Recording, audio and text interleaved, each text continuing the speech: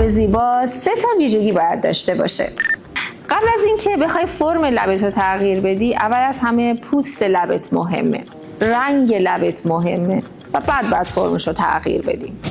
اگه به یه فرد جوان توجه کنید میبینید که یه لب صاف بدون خطوط و زیبا داره، اما هرچی سن بالاتر میره خطوط ریز هم تو خود لب ایجاد میشه هم اطراف لب که بهش میگن اسموکر لب.